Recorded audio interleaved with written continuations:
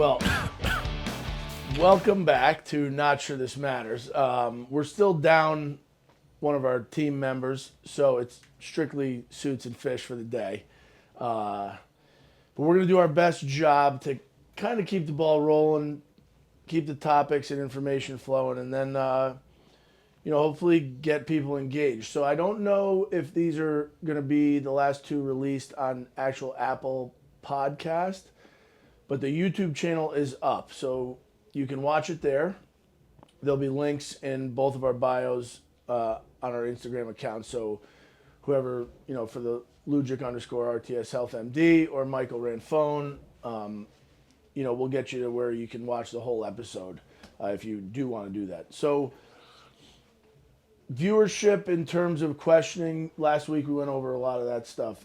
And then this week I feel like maybe we break it down to some basics, which I don't know if we've ever really talked about in specific. So there's people out there that say, well, I hate training, or I don't really want to do this, or I don't want to go to the gym. And I feel like it's tough to give them a playbook on how to get started. So I think part of what I want to know, actually, because I was always involved in sports. So like sports is an easy transition into the training world because it kind of goes along with sports, and then once you're done playing sports, you just keep doing the training. But how do you get somebody who's maybe in their 40s, 50s, or whatever, 30s, I don't know, who's never really been in the athletic domain, or maybe not forced to do exercise at any point in their life where it was kind of a built-in part of another activity they were doing? How do you get started in this world? The first thing I think about is what are the obstacles for that person to get started? And there's a myriad of reasons why someone would say, I'm too old, I don't know what I'm doing. So I would want to make sure that we're addressing those things first. And a lot of it is just the misconception that you have to dedicate like the overwhelming majority of your life to training to get a good effect. Right. When most of the research says minimal amounts of exercise produce like disproportional returns. So training twice a week for 30 minutes in resistance training, getting 2 or so cardio sessions in at 30 minutes a week. So we're only talking about 2 hours a week that drastically change the course of your life and your longevity and your health and well-being. So I think the first thing is like, let's not pretend that we all have to, get rid of everything that we like, everything that we want to do that's fun to us, and then start training in nutrition that seems more of a chore or a punishment for our prior choices. So that's the first thing I'd want to get out of people's heads. Okay. And then, keep going. Once kind of they're in that mindset, then what would be like a next step? Listen, long-term adherence to me is all about enjoyment and fulfillment. People don't quit things that they actually genuinely like and get value out of, right? And most of the times when you hear people talk about diet and exercise, they're pretty much talking about how much it sucks, right? Like, I can't wait to be done with this diet, as if it's a temporary thing in their life. Right. So, or this workout routine I don't like. It's, I got to wake up at 4 a.m. to go do it. It's all these things that have negative impacts on their life.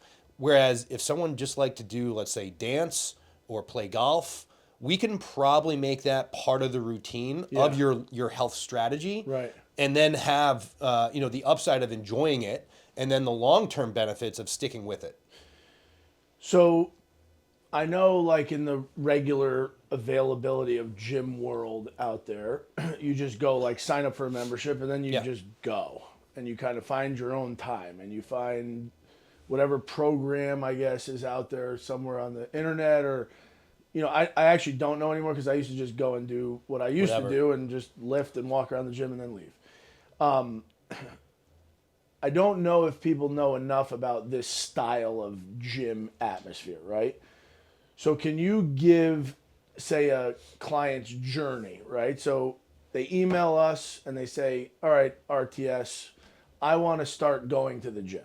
What does that experience then look like, kind of start to finish? We're actually pretty casual about some of this stuff. I don't know if that's to a fault or benefit, but we want to make sure people are comfortable talking about what they want to accomplish. So we have a very low barrier approach where we invite people to come down, see the place, see who works out here, see the staff members so that they can actually visualize them, being part of this. Yeah. And then all we ask is for them to sit down with one of our coaches or one of our staff members to talk about what they're trying to accomplish. Yeah. So it is a matter of discussion of here's what I'm thinking, here's what I've tried. So they get to dictate kind of like the direction of that conversation. And then of course the coach or staff member will do subsequent questions to make sure that we understand what they're trying to do. Yeah. And then we say, okay, well, here's what we can offer you. And then we show them the different options, whether that be the training, nutrition, the accountability, the medical route, all these things that kind of coalesce into like the ideal outcome. But what is the first step they're willing to engage in? Because if we don't take that first step, we take no steps. Yeah. So it might be, and we were just talking about this off camera, is like this guy wanted to start with, working with you before he got going on the training side. And I Right. said, of course. Right. Because sometimes it's about getting over or breaking momentum, Yeah. or breaking inertia, so you garner some momentum towards the goal that you want. But honestly, like the way that we try to get people involved is engaging with the process from day one. And if we can be interactive and be part of the decision process so that people are informed about what they're doing and informed about what they're trying to accomplish, Yeah. we can really be as involved as they need us to be in making it happen. Yeah. And then an interesting thing I don't think people know about is back to the kind of comparison. Like I remember I went and signed up for a box gym membership, I don't know, maybe 8 or so years ago, 9 years ago, $9.99 a month, whatever. I walked in, I signed it, I swiped my card, then I just started working out. Now, I don't know if my shoulder is good, my elbow, my knees, my hips. I don't know what I'm doing. Is my form right? Am I using the right weights? Am I going to hurt myself doing certain types of exercises? And I came from a background of, like I said, athletics and exercising constantly under tutelage, right, by people telling you what to do. And then all of a sudden you're in this gym with a bunch of machines and a bunch of free weights, kind of doing your own thing. Now that I've experienced this versus that, I know the benefit. But I don't think people really get it in terms of that amount of attention to detail and how these programs and these exercises are built. So say that person that came in, they engaged, they tell you your goals. So now you guys are online with it, right? So you're like, okay, Johnny wants X. I know how to get him to X. What is that initial, like, they come in and that first experience in terms of assessment and planning and everything come from your end? Because I do think it's easy to say, oh, that gym's a boutique gym. It's specialty private training. I don't think that means anything to anybody that doesn't actually experience it, because they don't really know the details of what you're offering beyond like, oh, you get a gym with not a lot of people in it maybe at all the time, right? But there's so much more that they're actually getting in terms of value. So just, maybe help people appreciate or understand exactly what goes into it. Yeah, so, to come in here and talk to us about your goals and your desires and some of maybe the missteps that you've taken on your health journey, like I said, is really important feature of the client or the prospect initiating that conversation. After we figure out that we might be good to work together, we get very objective about what needs to be accomplished to get what they want. Yeah. So we go through a couple different types of screens and assessments, mostly biomechanical assessments, orthopedic assessments, to make sure that the exercise prescription for that person they can handle, right? So if someone wanted to lose 15 pounds or someone wanted to bench press another 30 pounds, we have to make sure that their hardware, their body is capable of dealing with the stress that we want to put into them to get out what they want. So we do a couple different evaluations. We make sure that we have a body comp analysis so that we can have, because most people, adult fitness is very, very much in line with body composition, losing fat, gaining muscle, which is another really important health measure, which we can get into in a minute. But we want an objective profile of that person so that we know exactly what levers to pull that gives us the biggest bang for our buck. So that might be, okay, we have to double down on nutrition, or that means we have to double down on cardiovascular training or full body splits. And it helps us come up with this treatment plan so that that person, A, is in alignment with what we're trying to do, but actually doing the things on a consistent basis to get consistent returns. And then how does that work, like the physical assessment too? Well, we have to see how you move, Yeah. right? So, like, to your point, like if you just joined in a box gym or even a commercial like group fitness class, Yeah. and they just throw you in and say, okay, you're going to do dumbbell snatches, and they don't know that your shoulder can't go up above your head, Right. they're putting that person in not a great position long term to be healthy. Right. So we have to make sure that the way that we need you to move, you're capable of doing it, and actually making sure that you can continue to add progressive overload to the equation. Yeah. Because that's the only principle-based approach that we know that actually produces a result. Right. Right. So we have to make sure that the joints are healthy, that your technique is good, that you're proficient in certain exercises. That's also why we have a lot of one-on-one in people's beginning packages. So we can front load the experience with a very dedicated coach that is taking you through every step so that you're never on an island by yourself trying to figure out, well, is this how I'm supposed to do it? Right. Is this how it's supposed to feel? So like it is very, high touch point so that you get a really good experience while we're trying to get the results that you asked for. Yeah. And the interesting thing is the amount of availability to exercise out there that's uncontrolled. And I think a little bit of the marketing in terms of the group fitness stuff is like, oh, you're getting a coach in a group fitness class, but like there's no true individual training in that.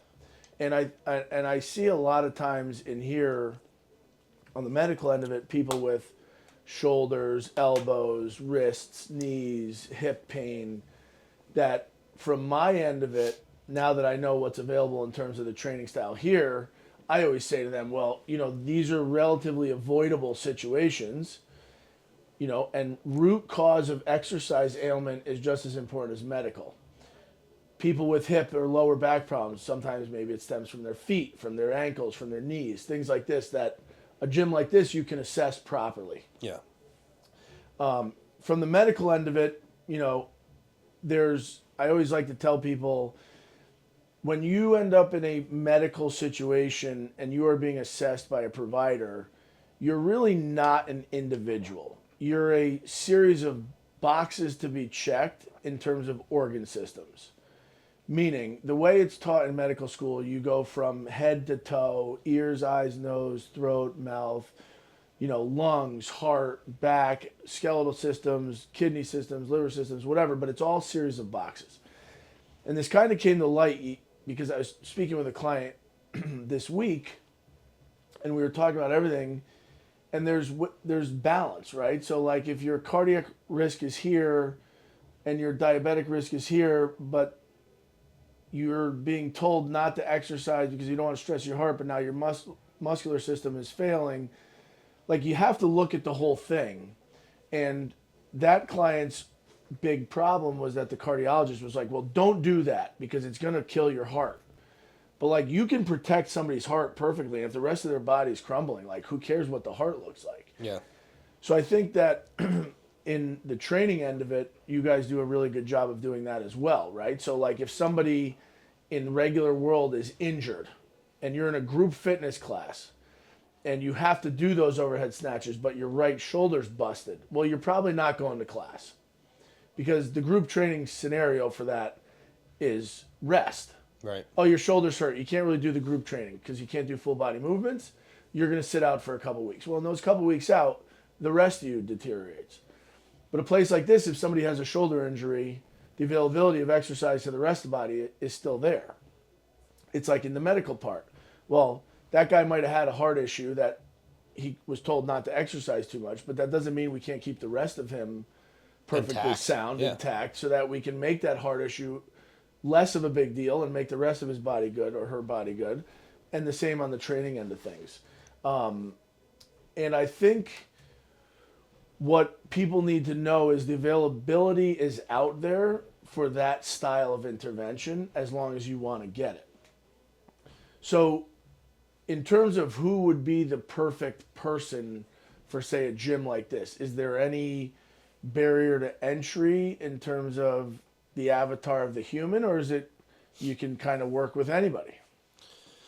We definitely have an avatar, and I would say that it's more personality based than anything else. A lot of our clients were either former athletes or had a gym experience prior to coming to us. Majority of them have, at least, but most of them just want more than what they've been offered before. And I think more can be obviously interpreted from each individual, but they wanted a little bit more level of care, a little bit more specificity, Yeah. and maybe just a little bit more nuance to what they were doing and knowing the why behind it, which I think that our coaching staff does a really good job. Like, most people just want to know what to do and how to do it. Right. And I'm totally cool with that. Yeah, yeah. But the best clients, in my estimation, always want to know some of the why, like Yeah. what lives behind the execution, because that probably reinforces their belief or their buy-in of doing it. Right. So most of the clients that we see really want to know why, like the why that lives behind the methods, and it probably is, again, just a positive reinforcement for why they're here. Now, the scope of who we work with are, it's probably 35 to 45 as an entry point. Again, someone who's had some kind of level of gym exposure or competitive sports. But I would say they're a little bit more on the assertive type of personality, where they really want to get after and Yeah. get something out of their time and their energy. And they're not really willing to settle. Yeah. Like, just checking a box, It's just not good going enough. to, again, a commercial model and getting sweaty isn't enough for them. Yeah. Or at least that's not enough for it to be their whole routine. And now, if I'm a 65-year-old female, menopausal, Yep. haven't moved in 10 years, and I'm just like, all right, I got to get back into it somehow, what happens if I call? Well, I mean, we're very honest with people. Like, we don't try to onboard people that we don't think are good fits. The fortunate thing is that my coaching staff is fairly eclectic. Like, Yep. there's each coach, I would say, has their own kind of specialty. So I might not be able to handle that avatar, but I know someone on my staff Yeah. who can. So we do have, like, what I would refer to as like almost an outlier avatar, that would be accommodated correctly Yeah. outside of my scope. Yep. You know. Yeah, and that's important to know. I mean, I I think... mean, just to let you know, like, it's funny that you bring that up, because we have one of our coaches going through a menopausal program right now. Yeah. So because that's an avatar that he identified he really wants to work with. Yeah. So he's going through like a 4-month course curriculum for that in particular. So truly, there's no there's outliers Yeah. in percentage Oh, wise, yeah. but there's nobody that can't get Oh, help. correct. And I think from the medical end of it, it's the same thing, right? Like, I had, actually, interestingly, I had a recent case, younger, person in their mid-20s, and we found a bunch of stuff that would have never been found until they're much older. I recently had a prostate cancer case that I found, on someone with a family history, wasn't due for screening until they were 40, found prostate cancer at, or until they were 50, found prostate cancer at 44. That would have been 6 years of waiting, or some bad symptom in the interim.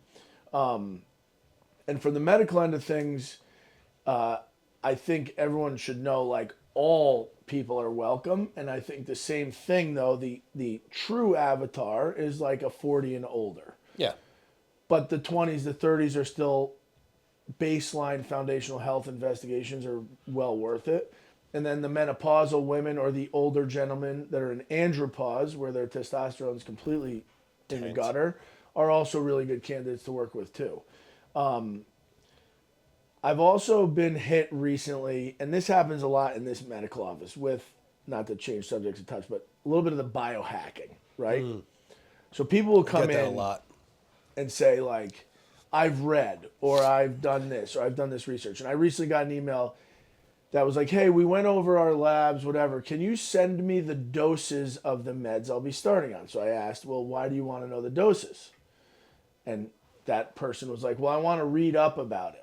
So then I responded, which could be interpreted as rude or not, but I responded, well, what dose do you think we should use?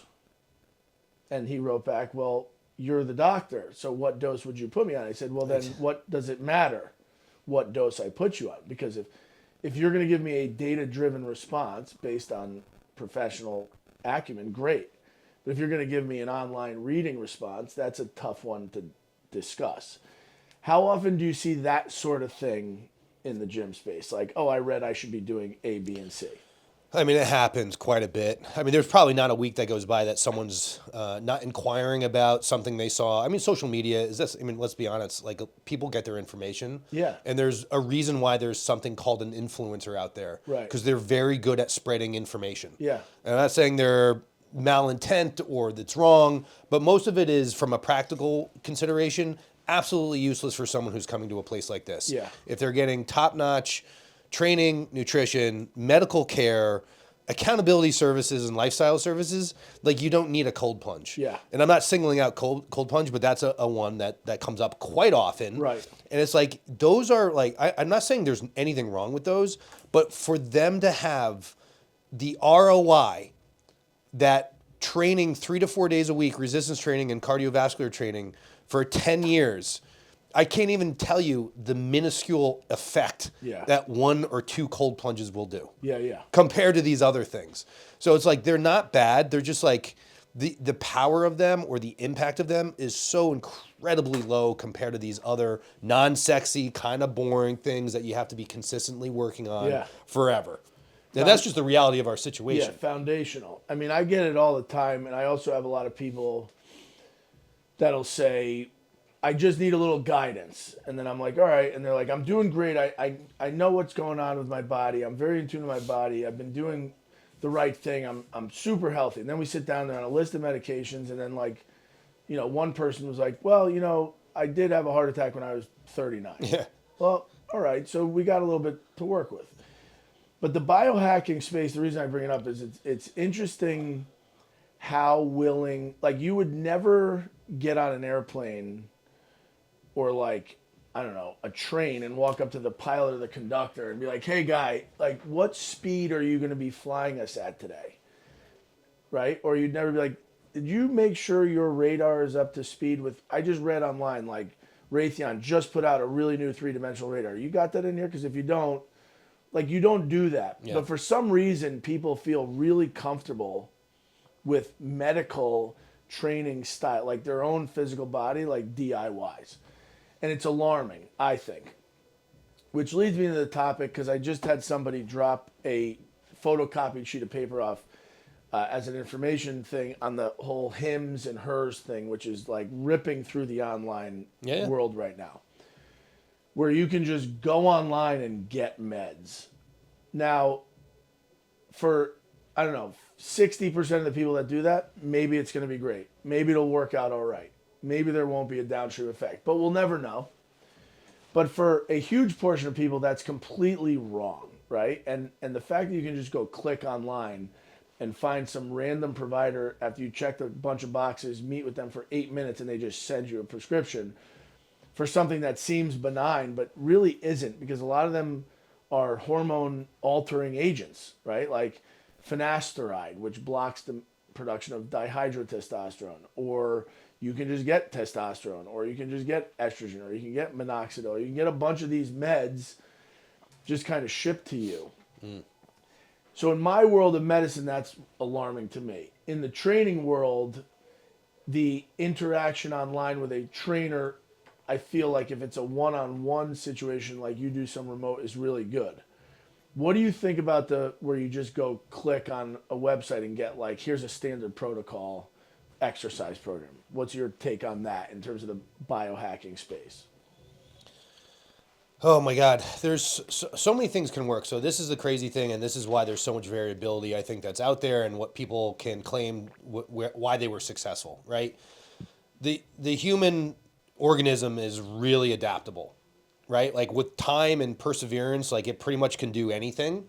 So you have some of these guys that kind of self-select. Yeah. You know, like, let's say they go online and they get a program and they do a supplement routine and they, like, just will their way to making it happen. They can 100% confidently say, I got a result from that thing. Right. But if you took 100 random people and asked them to do the same thing, whether it be because they don't have time management skills, they don't have discipline, they don't have work, like, whatever it may be, I would say the overwhelming majority of people would fail. Right. And I think something that we've observed a long time ago is that information's not great in terms of behavioral change. Right? Like, most people who come in here when I say, hey, resistance training and vegetables and lean meats are really good for you, no one's like, oh my God, I've never heard that. Yeah. It's almost like, really? That's it? Right. And I'm like, yeah, you just got to do it for a long yeah. period of time and not deviate Yeah. or have those deviations being detrimental to your progress. So it's not that I'm giving anyone or we're giving anyone new information. We're giving them a new avenue to explore it. Yeah. And that's why, going back to how we set up our services, where there's one-on-one, there's human connectivity, there's someone at the other side of like your True Coach app or on the training session to talk to. I think the people aspect is the real compelling piece of why it sticks. Yeah. Because there is a certain level of confidence that you're bringing when you have a coach that's rooting for you. Like, I think that's really important. Yeah. You know, so like if you took that same 100 people and placed them in our system, I think on average, they would do a lot better because they have the support, they get the feedback, they get the oversight, and they get the camaraderie Yeah. of the community that's also doing it. Right. So there's a lot of different levers that are also helping that person be successful. Yeah, I mean, I think the community is 90% of It's huge. the deal here. Like, you're constantly around people that are aligned with where you want to go. You know, like we've said before, you hang out with 5 smokers, you're probably going to smoke a cigarette. Yeah. You hang out with 10 drinkers, you're probably going to drink beer. But I You mean, hang like, out with a group of people that likes to exercise, you're probably going to like to exercise. But to that point, like I came in here about an hour ago, Yeah. and there's a kid who's college senior training for an NFL prep day, Yeah, and then there's a grandmother, yeah. you know, like, and they're both working their ass off, And both trying to get to the same goal. Like, Yeah, his and- goal is NFL, and and her like goal neither of them would look down at the Yeah, other no, person. right. So like I think, you know, like whether it be you know, the communal aspect of everyone's rooting for one Yeah. another, and like even though you got your own thing, I got my own thing, it's like Yeah. you can appreciate what that other person is trying to do, Yeah. and just by like being there is a support mechanism. Yeah. Yeah, and I think the other cool thing is what you just brought into my mind is like, we're not, I mean, maybe I'm wrong. I'm speaking for both of us a little bit, but like the environment we tried to set up here is not for everybody, right? Correct. Like, if you are just coming in here and being like, well, I want hormone replacement, I want to like, I don't give a shit about the rest of my life. Well, I'm not going to work with you. If you walk in and somebody's like, well, I need big muscles, but I don't want to eat well and exercise every day. Well, Yeah. you might not be fit for here. So our whole goal is not volume play. Like, you know, it's interesting because sometimes people ask like, well, you do all this Instagram stuff, and when people inquire, do you just take whoever? And it's like, well, no, Yeah. right? Like, and I get rid of people constantly who don't fall in line with what we're trying to do. And I think what we're trying to do is get people that, if you're going to commit to the health end of it, we're going to give you our effort. But you got to give us your willingness to follow direction medically, follow direction from the exercise end of things, and follow direction nutritionally. Now, with that being said, those are 3 items, all of which are important. If they come in completely blind, but they want to do those 3 things, you don't need to dive into the specific details of like macro counting and I'm going to exercise 7 days a week and whatever. There's entry level to that. Totally. And we've talked about it before, but like if you did try to do all of that clean sweep, you're probably going to fail, right? Because you can't change everything at once. No, nor is it needed. Or nor is it needed. But if you were to say to somebody who had never done any of this, what is the one major lever you can pull in that scenario of completely never having been exposed to the gym? I'm here, hey, I want to start out tomorrow. What's the one thing you can tell them, okay, here's where we're going to start, right? With like the most easy to achieve to give you that confidence to get to day number 2 right off the bat. What would you say that lever is? I mean, I'll go from the avatar that we typically serve, that let's say 40-year-old person. I would want to make sure that whatever their decision is, like if they were starting to come here, is to have the full support of their spouse. Yeah. Because I just look at things as, you know, the theory of constraints. Like you're only going to be successful until your next constraint. And it's crazy when people really want to change their life and they say, I have to check with my husband. Yeah. Or I have to check with my wife. And it's like, what do you mean?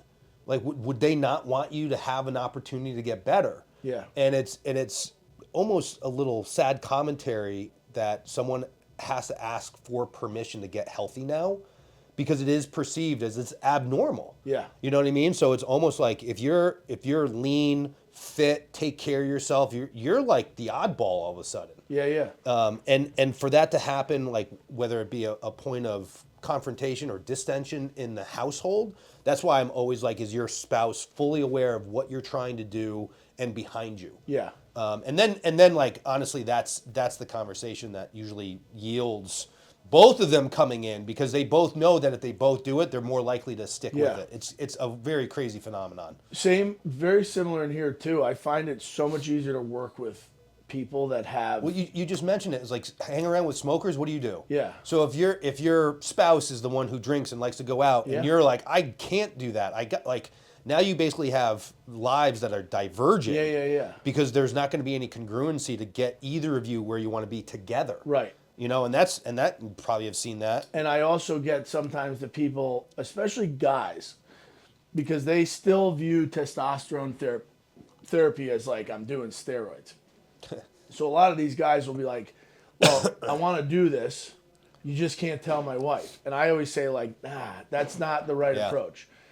And then they're like, but I really want to do it. Like, almost like, don't you want my business? I would rather not, actually, if you're not on board with your wife or whomever the hell is in your life that's helping you make some decisions, because the environment is everything.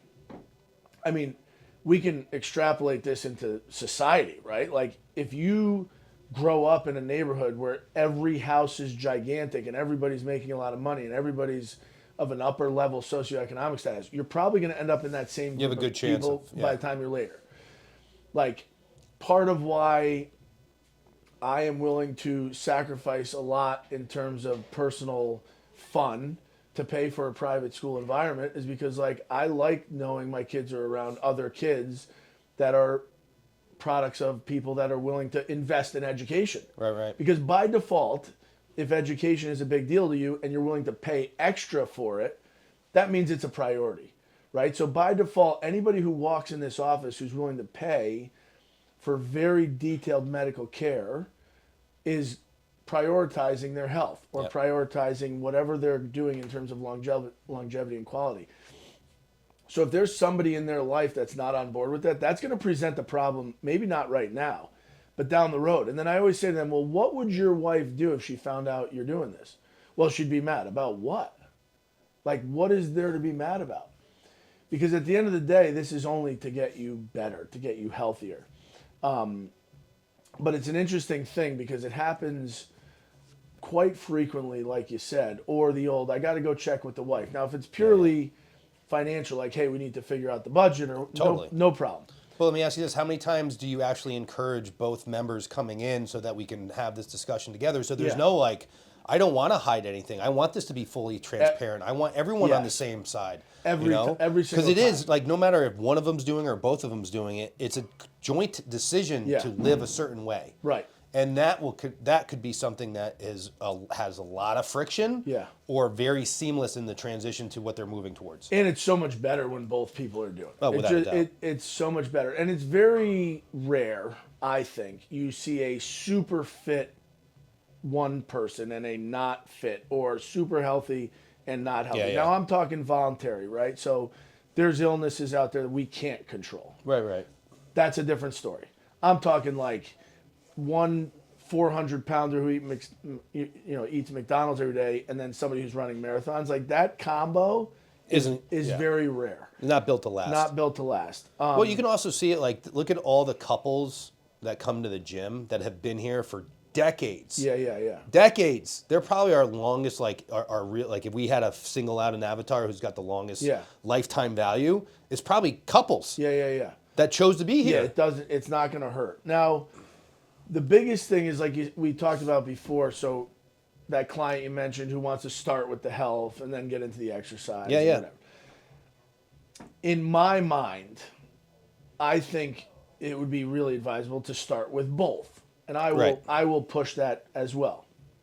And everybody who sits in here who says, well, I don't know if I really am a gym person, or I don't know if I want to do it. It's like, well, if you're in here trying to get medical health, you need to do that. And I think overall, my goal, which I don't feel bad sharing with the public, is like, I would love if every single client I had on my roster is also rostered on your list for exercise nutrition, or if they're remote or somewhere, at least they're very willing to dedicate time into that world. Yeah. From your perspective, what is your take on the reverse? Like, if you think people should be optimized medically as well? So I think it's the human phenomenon of needing like everyone wants the precise amount of information so that they can commit. Right. So in this case where someone wants to start with you, they want to go through their blood work, they want to hear what they have to say, they probably are just looking for more information to solidify that they should be doing this thing. Right. And maybe they think it's more of an unbiased take because they're looking at blood metrics or blood measures and biomarkers that you're going to explain, and they have no understanding the impact of, let's say, training and nutrition that's actually going to deal with their blood work. I mean, like you take a pharmaceutical like metformin and what it's supposed to do, and you compare that to the effects of resistance training, metformin can't hold a candle to weight training. Proven, data-driven. However, people would be like, well, I didn't know that, or give me the pill because that seems like the better option because I don't have to do as much. Right. So again, getting that person to have make an informed decision, I don't really necessarily have a problem with them starting with you so that you can reinforce the message. Yeah. Now, I also think most people don't believe in physical medicine. Yeah. Like they just don't understand that training, even though it's separate fields, we're really talking about the same thing in terms of a health outcome. Yeah, and before I forget, I want to talk about that a little bit. So like, it's fucking amazing that we have to try to convince people that exercise and nutrition is truly a medical benefit. Yeah. And that is all marketing.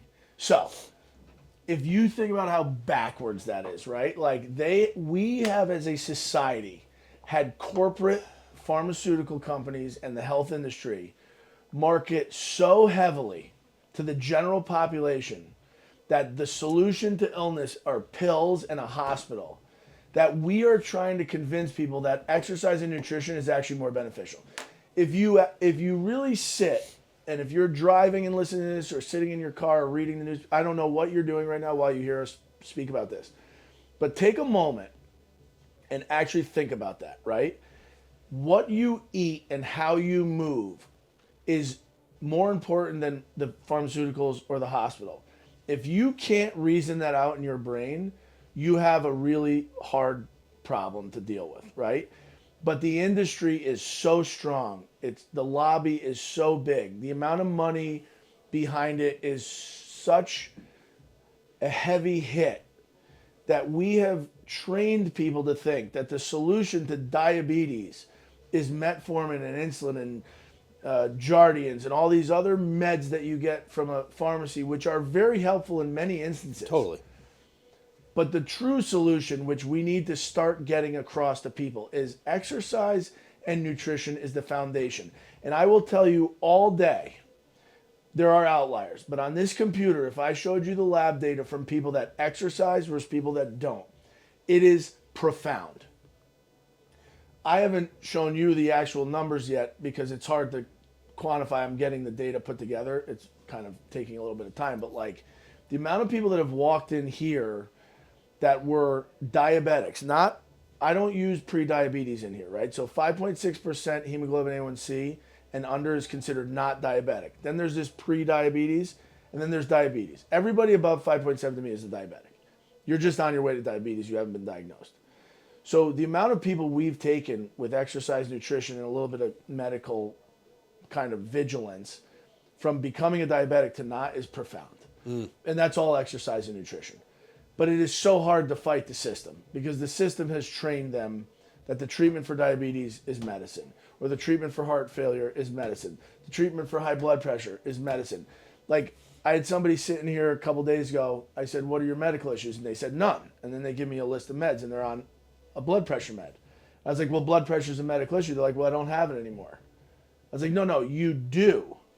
It's like if your roof was leaking and I put a piece of duct tape, you still have a leaky roof. Yeah, yeah. We just put duct You tape just on it. don't know it. But that duct tape is gonna break, right? So high blood pressure and vascular issues are still on your plate. You just don't see the symptoms. So I don't know how, I mean, like these information sessions, I feel like the whole drive for us is not even to build our business, it's to make people healthier. And then from there, the way you stay healthy is maintain a relationship with a place like this, where Right. you continue your exercise, you continue your nutrition, you continue your medical vigilance. And like we said, if you don't take a step back, that's actually a step forward. Because aging, in my mind, is you start with 100%. When you're born, you have infinite amount of life to live on day zero. And every single thing you do through the next minute to minute of your life until you die, all it's doing is taking money out of the bank of life. So how do you stop doing that? How do you stop your losses? Right? And I think that's the way people have to view it. It's not like, oh, I'm doing these things to improve my quality. Right? We say we're going to improve your quality. We say you're going to improve your longevity. Really, the whole goal of this is to maintain a quality you should be at and reduce the amount of days getting taken off on the back end. Yeah, yeah. And I think philosophically, that's a tough thing to get across to people. We're not really adding to the time. I can't give you time. That's impossible. What I can do is slow down the amount of time that's being torn away from you at a rapid rate. And the day you're born, time just starts getting taken away. Right. And I say it a lot, but I truly believe it. If you go to a hospital and you walk around and you ask anybody in a hospital, any single person, whether they just walked into the emergency room, opened the door and stepped in, versus the person that's been in there for 5 months, what would they give in terms of monetary value to have the time they just spent in the healthcare system given back to them? Probably quite a bit. Yeah. And where do you earn that time back? Here. 100%. Exercise, nutrition. And, I think we push it, but the way we combine all of that is by doing this, right? Like putting a physician's office in a gym. And I still get mocked. I don't care. It's constant. Like, you're a doctor in a gym. Like, yeah, you're a real doc. It's like, actually, yeah. I'm more real of a doctor in a gym than the person peddling meds in a square brick building with a university slapped on the side of it. Way more. I know every one of my patients. We spend a lot of time together. None of them call me and I'm like, I don't remember who you are. You're right? No, that never happens here. Or clients on the floor here, nobody walks in and is like, who's that? No, everybody's known. And I think that's a trend in medicine we really got to kind of push, that whole knowing your patients, knowing your clients. What do you think? There's a lot of like newer style, like in my world, the dieting thing and health hacking, whatever. What do you think the newest quote unquote fad in the exercise industry is right now? Like what's like the most flamboyantly obvious thing that like should be viewed as the woman in the red dress for people consuming exercise right now, as kind of a warning from somebody who's been deep in the business? You've been doing off-label exercise protocols for a long time that work, not mainstream, but what do you think that new red dress syndrome is? It's funny, you kind of see this recycling of themes every, let's say, 8 to 12 years, and a lot of it takes place in this kind of, I don't want to just crap on like group fitness, but you see a lot of the demand or imposed demand on, you got to burn calories. Yeah. And like I would say, if you're trying to burn calories via your workout, you're going to be capped in the results that you're going to get. And that's not my opinion, because if you continuing to think that like if I just burn X amount of calories I can have that Snickers bar, when you stop working out that way and you continue to eat the Snickers bar, you will have issues. Yeah. Not to mention, depending on if you're a perimenopausal woman or andropausal male, and if you're doing these high intensity group training, sweat calorie burn workouts, you're going to have to pay the cost on increased cortisol levels, so high cortisol levels that are sustained, which isn't good. Yeah. So then you can see the downstream effects on your heart health, your body composition, your joint health.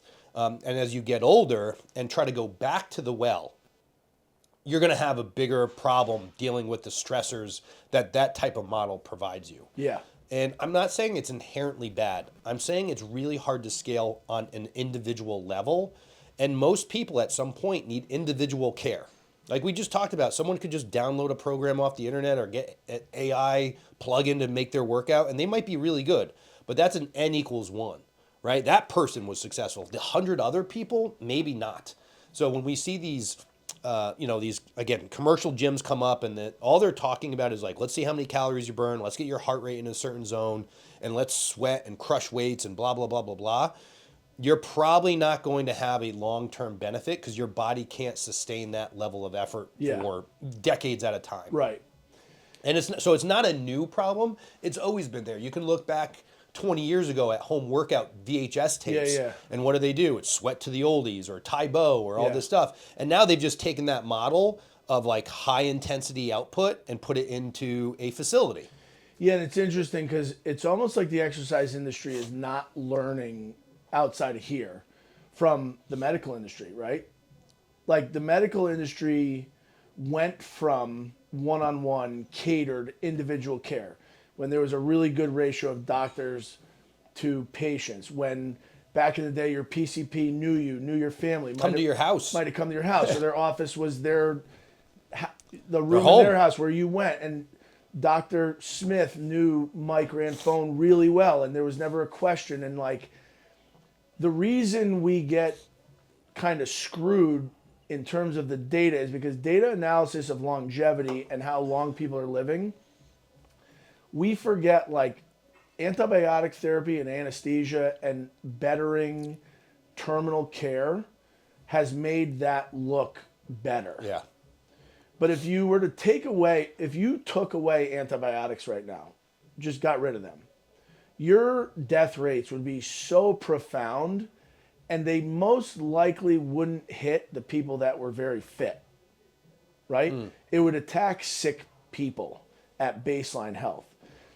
So if you look at that interaction, one-on-ones from the medical industry, then turning algorithmic, and you translate that into the gym industry, it's interesting how the gym industry has the availability to, at a reasonable price, do more concentrated care and do less of the group stuff. Because when you're in a group training scenario, you're just one of another group. There's nothing prescriptive. There's nothing individualized. No. And if you look at the medical industry, it got away from that, right? And it's turned relatively ugly. Like you get a couple minutes with your practitioner. They don't really know who you are. You might see a different person every time you go. You might bump into someone else. And the reason why we have a facility like this is to avoid that. Individualized medical care. Let's use that as an example of bettering the medical industry. Individualized exercise nutrition. Let's use that as an example and get away from purely group. Can you get the same amount of cardiovascular endurance and exercise? You can. You just do it in a more catered care where it's like built for that person. But the medical industry is an interesting spot. I think we're in a really profound place in the history of what will happen in this country. And how I'm predicting it happening is, I think you're going to end up with a single payer group system, which is going to be somewhat run by insurance companies.